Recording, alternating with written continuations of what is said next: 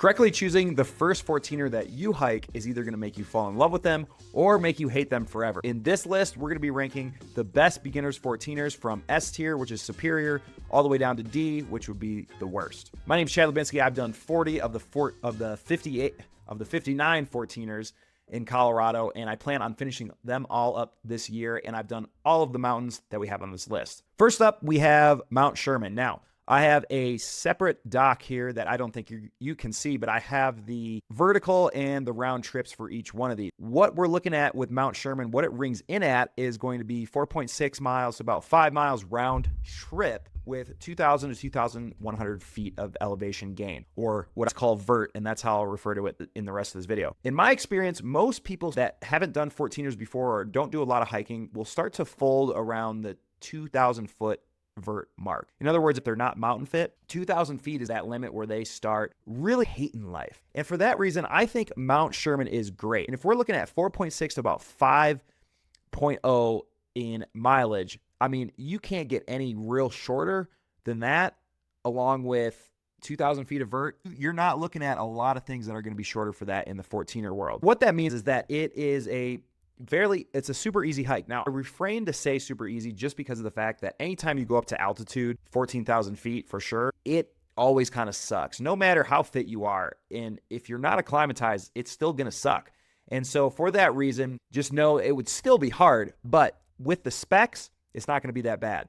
I actually did Mount Sherman in the winter. This is also a decent one to do in the winter for people, except for the fact that you're going to have to park way far back from the trailhead because that road is not plowed. And so what I had to do in this case was I went there in the winter, I got my car stuck, I dug it out, I stayed overnight, and I probably added another 8 miles round trip or something like that to the overall hike and whatever amount of vert, and I had my split board. I went straight up a gully, summited, and then snowboarded back down. And so it was a really long day, but when you're doing this in the summer with those specs, totally cool. So for that reason, I'm putting Mount Sherman in the S tier. Next up, we have Mount Bierstadt. This one's coming in at 7.8 miles round trip, 2,700 to about 2,800 feet of vert. This one I remember doing this one and it wasn't too bad.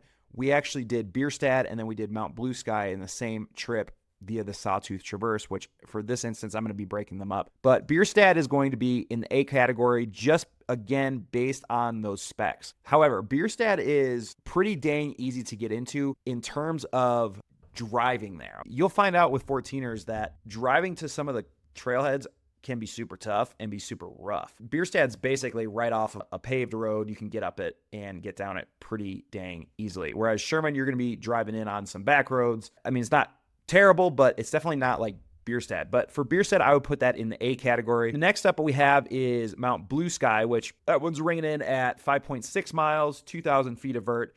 This is going to go into the S tier simply based on the round trip and the fact that it is only 2,000 feet of vert. The other thing is that when you get up there, there is a ton of people up there because this is also a drivable 14er. In other words, you can drive all the way up to the top and say that you've climbed it, which people have done, and I just cannot believe people do that. But people will do that, but it's going in the S category because of the fact that it's not an isolated mountain by any means. If you needed help and you got to the top, or if you started too late and storms were coming in, you would be able to get help at the top, most likely. Like I said before, how I did this was I went up Bierstadt, I traversed over, and then I went up Blue Sky because that Sawtooth Traverse takes about 2/3 of that hike from Blue Sky out of there.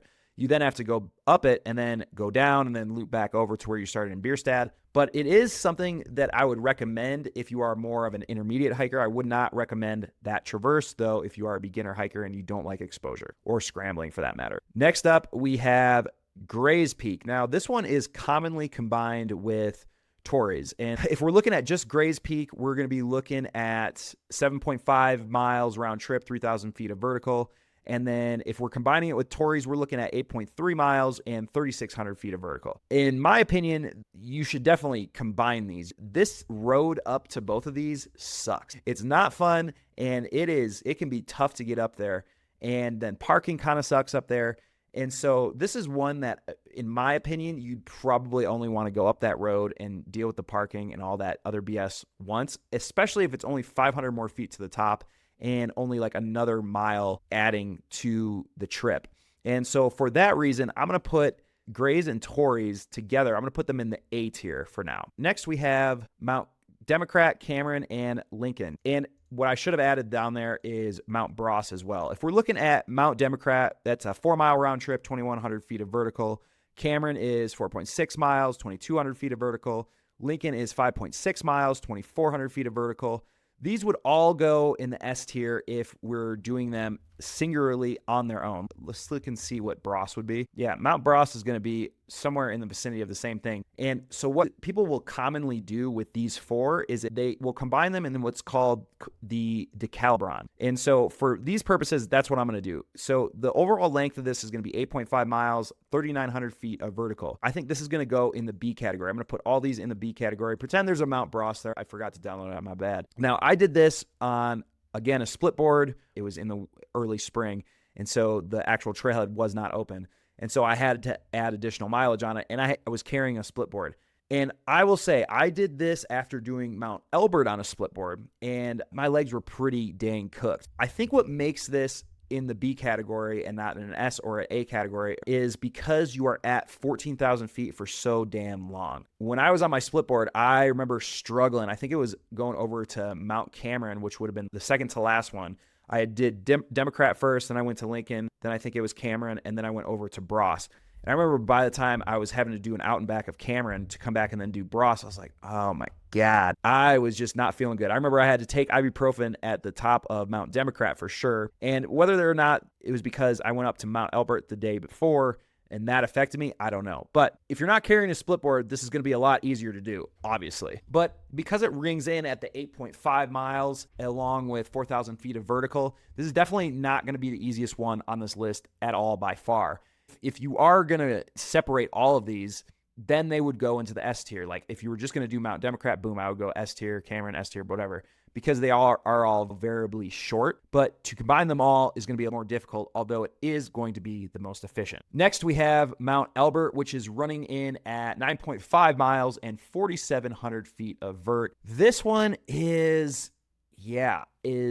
I'm going to have to go C category with this one. And here's the reason why. Mount Elbert is actually the highest 14er in Colorado. Let's see what vertical is, or elevation. It's the tallest one. It's the tallest mountain in Colorado. So it's at 14,440 feet. And so what that means is a lot of these are coming in at just over 14,000. But now imagine you have almost 500 more feet to go once you hit 14K. That creates you being even more slow, having to deal with more altitude sickness, and just it being a longer climb. And coming in at almost 10 miles, yes, that one is going to be tough. Again, I did this one in the early spring. This was right before I did the decalibron. I was carrying a split board all the way up the standard route for this one, and then I went down the boxcar coulars, I think is what they're called. It was a super fun time, but it was definitely a long-ass freaking day, and you definitely do feel that extra 500 feet once you get to 14,000. Because like I was saying in my last video, once you get to 13,000 to 14, it seems like that